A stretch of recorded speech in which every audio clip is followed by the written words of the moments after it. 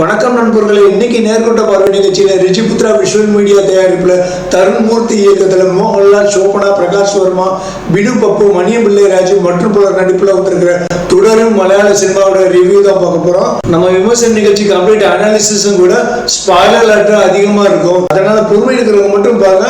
வாங்க இப்ப படம் எப்படி இருக்குன்னு பார்ப்போம். அதுக்கு முன்னாடி நம்ம யூடியூப் சேனல் சப்ஸ்கிரைப் பண்ணிடுங்க, பக்கத்துல பெல் ஐக்கனை கிளிக் பண்ணிடுங்க, உங்க நண்பர்களுக்கு சஜஷன் பண்ணுங்க, ஷேர் பண்ணுங்க. இப்போ அவங்க படம் எப்படி இருக்குன்னு பார்ப்போம்.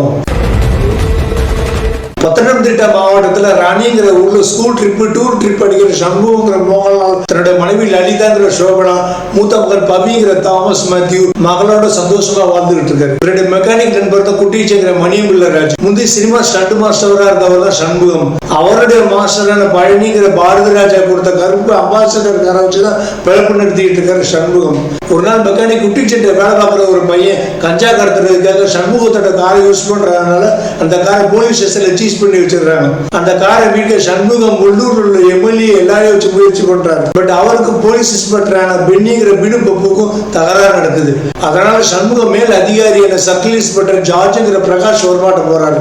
ஜார்ஜ் ரெண்டு பேரும் சமாதானப்படுத்தி பென்னிட்ட இருந்து கார் சாவியை வாங்கி சண்முகத்திட்ட கொடுக்குறாரு. அப்படியே கூட சண்முகத்தை எரிமேலிக்கு ஒரு கல்யாண வீட்டுக்காக லாங் ட்ரிப்பு கூப்பிடுறாரு ஜார்ஜ்.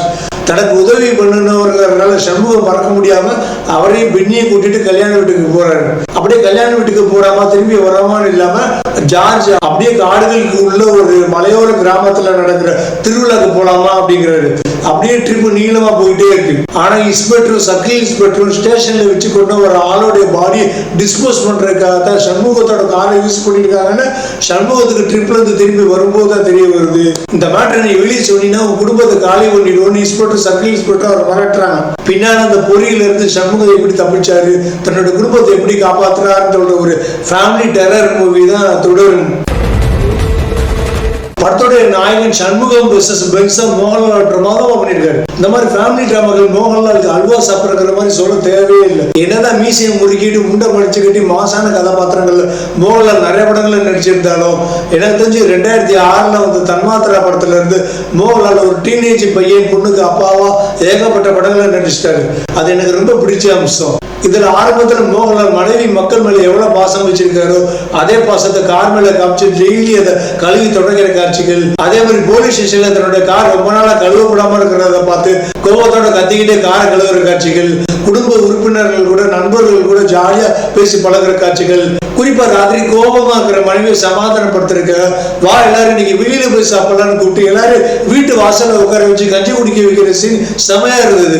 அது வரைக்கும் ஜாலியா இருக்கிற மோகன்லால் தன்னுடைய காரை போலீஸ் ஸ்டேஷன்ல இருந்து மீட்கிற சீன்ல இருந்து சீரியஸான முகத்தை காமிக்க ஆரம்பிக்கிறாரு. இடையில பாத்ரூம்ல அழுகிற காட்சியில மோகன்லாலோட நடிப்பெல்லாம் அவ்வளவு பிரமாதமா இருந்தது. கிரீடம் தன்மாத்திரா படத்துக்கு அப்புறம் மோகன்லால் அழுகிற சீன்ல நல்லா பிரமாதமா பண்ணிருக்காரு. தொடரும் படத்துல இடைவேளைக்கு அப்புறம் வில்லன்கள் கூட மோதிர சீன்ல சூப்பரா ஒரு விஸ்வரூபம் எடுத்து தான் ஒரு ஸ்டண்ட் மாஸ்டர் நிரூபிச்சிருப்பாரு. கிளைமாக்ஸ் வரைக்கும் கிட்டத்தட்ட ருத்ரதாண்டவமே அடிப்பார். அடுத்து குறிப்பிடப்பட வேண்டிய நடிகர் சர்க்கிள் இன்ஸ்பெக்டர் ஜார்ஜா பிரகாஷ் வர்மா. இதுதான் அவரோட முதல் படங்கிறது நம்பவே முடியல. வில்லத்தனத்துல பிரமாதப்படுத்திருக்காரு. கிட்டத்தட்ட பழைய சீனியர் வில்லன் நடிகர்கள் திலகன், கொல்லம் துளசி, முரளியை அப்படியே ஞாபகப்படுத்தியிருந்தாரு. முதல் படத்துல மோகன்லாலுக்கு செம டப் கொடுத்திருக்காரு. வில்லத்தனத்துல பிரமாதப்படுத்திருக்காரு. பயங்கரமா சதித்தனம் பண்றாரு, அடிக்கிறாரு, மிதிக்கிறாரு, உதைக்கிறாரு. இதை எல்லாத்தையும் சிரிச்சுக்கிட்டே பண்றாரு, இல்லைன்னா பண்ணிக்கிட்டே சிரிக்கிறாரு. சரியான ஒரு சைக்கோ கதாபாத்திரம். இவருடைய வலதை மற்றும் இன்ஸ்பெக்டர் பென்னியா அவர் பினு பப்பன் வில்லத்தனத்துல பிரகாஷ்மாவுக்கு தான் கொஞ்சமும் சலச்சவர்கள் நிரூபிச்சிருக்காரு. இவர் பழைய காமெடி நடிகர் குதிரைவட்டம் பப்புவோட மகனா. அருமையான ஸ்கிரிப்ட் ரைட்டரும் கூட. ரெண்டு வில்லன்கள் தான் அந்த படத்துக்கு பக்கபலமா இருக்காங்க. அருமையான தேர்வு. அடுத்து இல்லாத சோபனா. மோகன்லால் கூட இவங்களை நான் கடைசியா பார்த்தது 94 வந்த தேன்மாவிலுக்கு போது மின்னாரம் படத்துல நினைக்கிறேன். எத்தனையோ நாயகிகள் கூட மோகன்லால் நடிச்சிருந்தாலும் மீனா கார்த்தியா அடுத்து சோபனா கூட தான் மோகன்லாலோட கெமிஸ்ட்ரி சூப்பரா ஒர்க் அவுட் ஆயிடும். இந்த படத்துலயும் அதான் நடந்திருக்கு. ரெண்டு பேரும் ஹஸ்பண்ட் ஒய்ஃபா பிரமாதமா பண்ணிருக்காங்க. சோபனா மோகன்லால டாமினேட் பண்ற காட்சிகள், மோகன்லால் கோபத்துல கத்தும் போது அவர் அன்பா குமிச்சிற காட்சிகள், அவர் கூட சண்டை போடுற காட்சிகள் எல்லாத்துலயுமே நல்லா பண்ணிருக்காங்க சோபனா. கடைசியில போலீஸ் ஸ்டேஷன்ல டார்ச்சர் அனுபவிக்கிற காட்சிகளை நல்லா பண்ணியிருந்தாங்க. ரீசெண்டா நாராயணி 3 ஆண்மக்கள் படத்துல நடிச்சிருந்த தாமஸ் மதி மோகன்லால் மகனா நல்லா பண்ணியிருந்தாரு.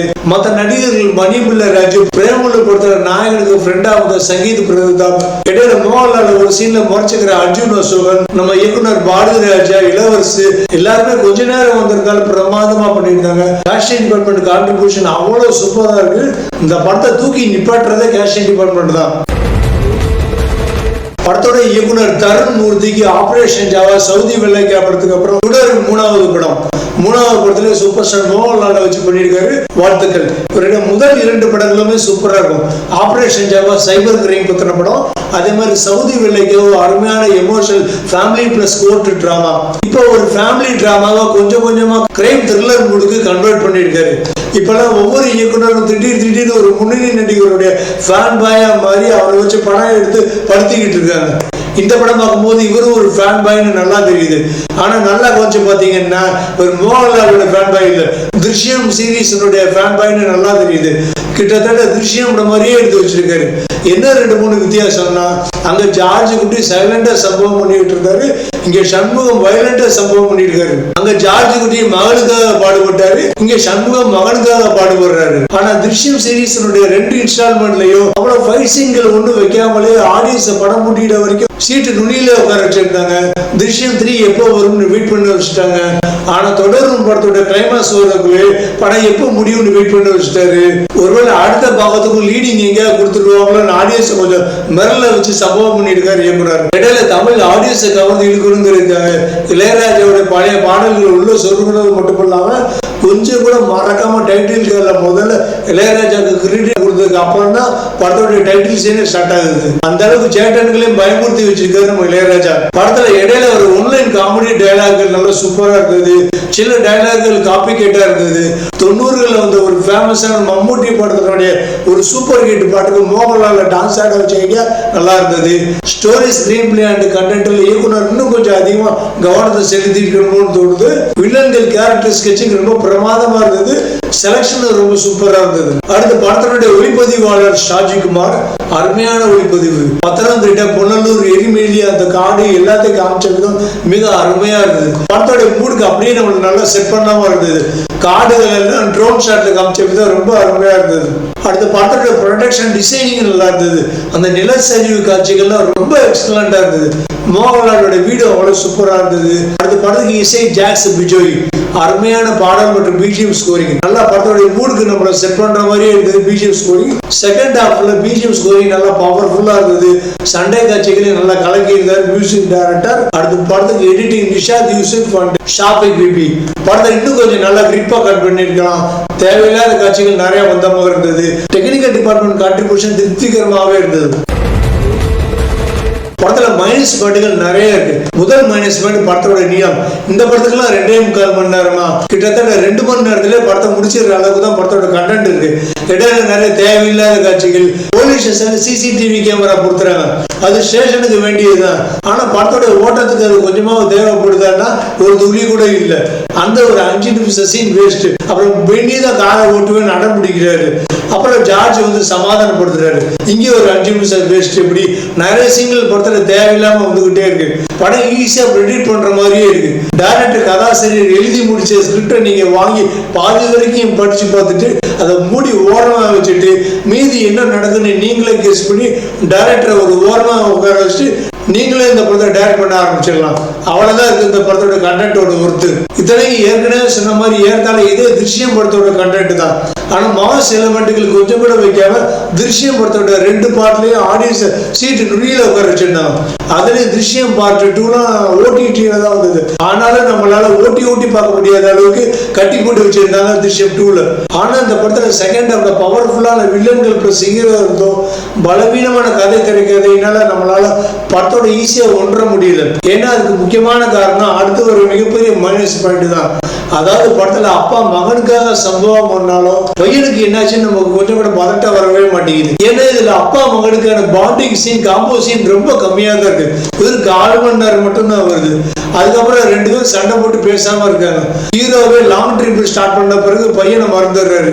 ஹீரோயின் பையனை பத்தி நினைக்காம புருஷன் ஏன் இப்படி திரும்பி வந்திருக்காருன்னு குழம்புறாங்க. கொடுக்குறாங்க. அம்மா அப்பாவே பெத்த பையனை பத்தி நினைக்காதப்ப ஆடியன்ஸ் எப்படி நினைப்பாங்க? அப்புறம் இடைவேளைக்கு அப்புறம் அம்மாவும் அப்பாவும் மகனை தேட ஆரம்பிக்கும் போதுதான் ஆமா பவின்னு ஒரு கேரக்டர் இந்த படத்துல இருந்துச்சுன்னு நமக்கு ஞாபகத்துக்கு வருது. அப்பா மகன்கிற எமோஷனல் பாண்டிங் மிஸ் ஆகிறதுனால நமக்கும் படத்துக்குமான பாண்டிங் கொஞ்சம் குறைய ஆரம்பிக்குது.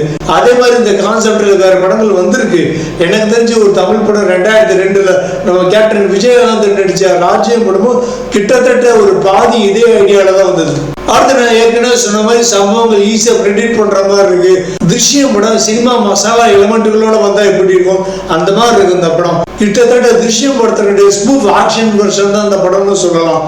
அதே மாதிரி தமிழ் சினிமாவில் நாஸ்டாலஜி சாங்ல உள்ள திணிக்கிற மாதிரி மலையாள சினிமால ரொம்ப ஃபாலோ பண்ண ஆரம்பிச்சிட்டாங்க. அது மஞ்சுமல் பாய்ஸ் படத்துல நல்லா ஒர்க் அவுட் ஆச்சு. அதுக்கப்புறம் இந்த மலையாள படங்கள்ல ஏன் தமிழ் படங்களே ஒர்க் அவுட் ஆகவே இல்லையே, அதே சேட்டங்கள் கவனிக்கவே இல்லை. அது மட்டும் இல்லாம ஒரு பெரிய ஹீரோ இருந்தா போதும், கதை திரைக்கதை பத்தி கவலைப்பட வேணாம், முதல் 3 நாள்ல நல்லா கலெக்ஷன் பார்த்துடலான்னு மலையாள சினிமாவுடைய பெரிய ஹீரோக்களுடைய இயக்குநர்களே இப்ப நினைக்க ஆரம்பிச்சுட்டாங்க. அதனால தான் இப்ப மலையாள சினிமாவுடைய பெரிய ஹீரோக்கள் படங்கள் தான் மலையாள சினிமாவுடைய குவாலிட்டியை கெடுத்துக்கிட்டு இருக்கு. அடுத்து மோகன்லால் ஆக்ஷன் ஹீரோ மாதிரி ஃபேமிலி ஹீரோவா நிறைய படங்களை பண்ணிட்டாரு, பாராட்டப்பட வேண்டியதுதான். ஆனா எத்தனை காலத்துக்கு தான் இதே அம்மா அப்பா ஒரு டீனேஜ் பையன் பொண்ணுன்னு இந்த பேட்டர்ன்லயே வண்டி ஓட்டிட்டு இருப்பாரு. இதே மாதிரி கதை மோகன்லால் ஏற்கனவே சூரிய காயத்ரி படத்தில் பண்ணிட்டாரு, அப்புறம் மறுபடியும் இதே மாதிரி ஒரு கேரக்டர் பண்ணிட்டு இருக்காரு. கொஞ்சம் ரூட்டை மாத்துங்க. ரீசெண்டா வந்த மோகன்லால் படத்துல எனக்கு ரொம்ப வித்தியாசமா தெரிஞ்ச படம் அவரே டைரக்ட் பண்ண ஃபாலோஸ் படம் தான். இத்தனைக்கு இந்த படம் டிசாஸ்டர். ஆனா எனக்கு இந்த படத்துல வந்து மொட்டையடிச்சு பூதமா வர்ற பொக்கிஷத்தை காமிக்கிற மோகன்லாலா, ஒரு குழந்தையை பாதுகாக்கிற மோகன்லாலா, ஒரு மாயாஜால கதையில மோகன்லாலா கம்ப்ளீட் டிஃபரெண்ட் சேனல்ல ரொம்ப வித்தியாசமா தெரிஞ்சாரு. ஆனா சேட்டன்ல இந்த படத்தை மோகன்லால் படமா இல்ல மாயாஜால படமா இல்ல குழந்தைகள் படமான்னு ரொம்ப கன்ஃபியூஸ் ஆகி ஏற்றுக்கிடவே இல்லை. இருந்தாலும் பரவாயில்ல, இந்த ஒரு முயற்சி தோத்தாலும் இனிமையாவது மோகன்லால் கம்ப்ளீட் வேற சேனல் படங்கள்ல பண்ணணும். வேறு எவ்வளவுதான் சூப்பரா நடிச்சாலும் திருஷ்யம் தொடர்ந்து இந்த மாதிரி ஒரு ஃபேமிலி பேக்கேஜ் படங்கள் மோகன்லால் பார்த்து கொஞ்சம் போர் அடிக்க ஆரம்பிச்சிருச்சு. அடுத்து திருஷ்யம் 3 வேற வரப்போது பயமுறுத்திட்டு இருக்காங்க. படம் நல்லா தான் இருக்கும், ஆனா இதே கதாபாத்திரத்தில் மோகன்லால் எத்தனை படங்களா தான் பாக்குறது. அதே மாதிரி சோபனாவோட கேரக்டர் இன்னும் கொஞ்சம் நல்லா டெவலப் பண்ணிருக்கலாம். திருஷ்யம் படத்துல வந்த மீனாவோட கொஞ்சம் டம்மியான கேரக்டர்லாம் தான் வர்றாங்க இந்த மானவல்லி நாகவல்லி. அதே மாதிரி படத்தோட சம்பவத்தோடைய த்ரில்லிங்க கூட்டணுங்க வரலாறு மாத்திருக்காங்க. போன 2024 ஜூலை மாசம் தான் வயநாடு முண்டக்காயத்தில் நிலச்சரிவு நடந்தது. ஆனா இவங்க படத்தோடைய கதையோட ஓட்டத்துக்காக மே மாசம் நடக்கிறத காமிச்சிருக்காங்க. அது என்ன லாஜிக்னே தெரியல. அதே மாதிரி எரிவேலிக்கு தான் வில்லங்களை கூப்பிட்டு லாங் ட்ரிப்புக்கு போற மோகன்லால். ஆனா போலீஸ்காரங்க டிஸ்போஸ் பண்ற மாதிரி வயநாடு முண்டக்காயத்தில் நடக்கிற நிலச்சரிவுல மீட்கிறத காமிக்கிறாங்க. அது என்ன லாஜிக்னே தெரியல. மற்றபடி வேற எந்த மைனஸ் பாயிண்ட்களும் இந்த படத்துல இல்ல. இப்ப நிகழ்ச்சியோட கிளைமாக்ஸ் வந்தாச்சு. படத்துக்கு ரேட்டிங் கொடுத்தாங்க இல்லையா, படத்தோட moral value and concept father son bonding protection and revenge எல்லாருக்கும் பழக்கப்பட்ட ஒரு மெசேஜ் தான். அடுத்து படத்தோட ஸ்டோரிஸ் ரீல் பிளே கண்டென்ட் கொஞ்சம் வீக்கா தான் இருக்கு, எதிர்பார்த்த அளவுக்கு இல்ல. இந்த புவரான ஸ்டோரிஸ் ரீல் பிளே கண்டென்ட் தூக்கி நிப்பாட்டுறதே படத்தோட ஹீரோ 2 வில்லன்கள் தான். படத்துல இந்த 2 வில்லன்கள் மட்டும் இல்லைன்னா இந்த படத்தை ஒரு தடவை கூட பார்க்கறது ரொம்ப கஷ்டமாயிருக்கும். அந்த அளவுக்கு புவர் ஸ்கிரீன் பிளே கண்டென்ட் தூக்கி நிப்பாட்டுறதே காஸ்டிங் டிபார்ட்மெண்ட் கான்ட்ரிபியூஷன் தான். இந்த எல்லா அடிப்படையிலையும் பாத்தீங்கன்னா படத்துக்கு 3.5 ஸ்டார்கள் கொடுக்கலாம்னாலும் படத்துல வன்முறை காட்சிகள் ரொம்ப அதிகமா இருக்கு. குறிப்பா போலீஸ் ஸ்டேஷன்ல பெண்களை டார்ச்சர் பண்ற காட்சிகள், மோகன்லால் வில்லனை கொள்ற காட்சிகள்லாம் ரொம்ப கொடூரமா இருக்கு. அதனால 1 ஸ்டார் மைனஸ் பண்ணி இறுதியா படத்துக்கு 5க்கு 2.5 ஸ்டார்கள் கொடுக்கலாம். மொத்தத்துல தொடரும் நிம்சைன்னு சொல்லி இந்த விமர்சனத்தை முடிச்சுக்கிறேன். படம் என்னதான் பக்கா ஒரு தியேட்டர் மெட்டீரியல்னாலும் உடனே ஓடி போய் பார்க்குற அளவுக்கு ஒருத்தான படம் எல்லாம் கிடையாது. ஓடிடி வரும்போது கூட பார்த்துக்கலாம். ஆனால் ஃபேமிலியோட பார்க்க வேண்டாம். படத்துல செகண்ட் ஹாஃப்ல வன்முறை காட்சிகள் ரொம்ப அதிகமா இருக்கு. ஓகே நண்பர்களே, இந்த விமர்சனம் உங்களுக்கு ரொம்ப பிடிச்சிருக்கும் நம்புறேன். பிடிச்சிருந்தா லைக் பண்ணுங்க, உங்க கருத்துக்களை கமெண்ட் பாக்ஸ்ல எழுதுங்க. நம்ம யூடியூப் சேனல் சப்ஸ்கிரைப் பண்ணுங்க, பக்கத்துல பெல் ஐகானை கிளிக் பண்ணுங்க, உங்க நண்பர்களுக்கு சஜஸ்ட் பண்ணுங்க, ஷேர் பண்ணுங்க. மீண்டும் இதே மாதிரி ஒரு திரையமைப்பு உங்களை சந்திக்கும் வரை உங்களிடமிருந்து விடைபெறுவது உங்கள் சலாம்.